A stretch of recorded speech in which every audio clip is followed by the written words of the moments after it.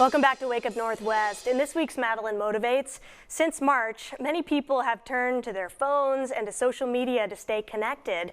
But with all that's happened to us in 2020, the posts online have become more negative and divisive than ever before.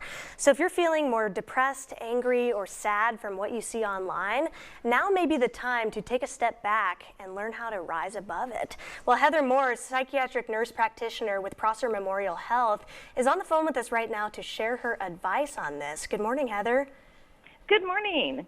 Well, I know this is a very complicated issue. It's very prevalent now. But in your opinion, what are some ways that we can rise above any negativity or divisiveness we see on social media?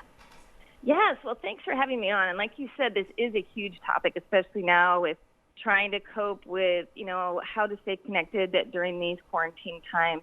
So many of my patients come and they're definitely figuring and seeing that they have a lot more stress, even their depression is worse.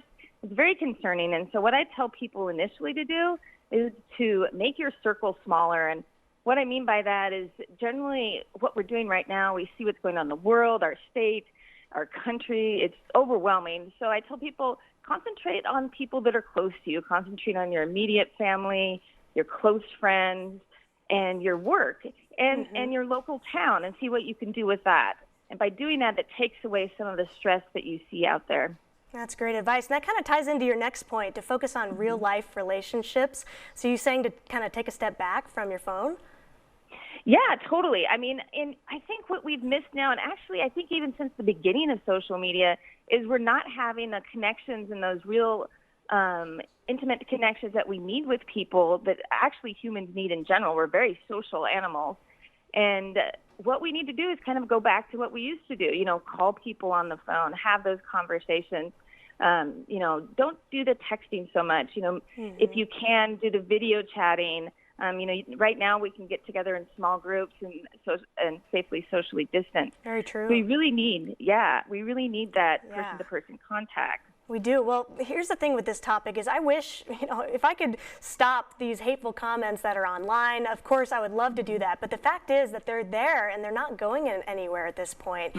Social media is such a part of our lives. So for those who don't want to give up using it entirely, maybe they have to use it for work, what's something they can do to have a better online experience?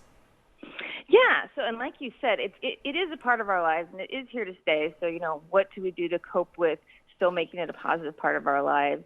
So I think it's really important when you're going through social media to see which parts of it make you feel angry or unnerved or have negative emotions. And, the simple thing is just getting rid of those sites. Or even sometimes it's hard, but we have to hide or maybe even unfriend people that we've been socially connected to for a long time, because the differing opinions affect us so intensely. So that's one way. Another thing is, even if you are looking at some of the posts, don't read the comments. That's really where people, get in and show their personal opinions. And what's funny about social media is I don't think people have the consequences that they do when they're meeting face to face. So they say things that they would never otherwise say at all. And sometimes very hurtful things that can really affect us personally. Absolutely. So stay away from those comments. Very good advice, Heather. Thank you so much for your time this morning. Everyone needs to learn how to unplug. Well, if what you see on social media is negatively impacting your life in any way, Heather recommends calling your healthcare provider, and you can also get help by calling your local crisis hotlines. We have those up here on your screen, and also I'll post them on our website later today. Also, you can always reach out to the National Suicide Prevention Lifeline. That number is 1-800-273-TALK. And you can also send a text. You can text the word START to 741-741.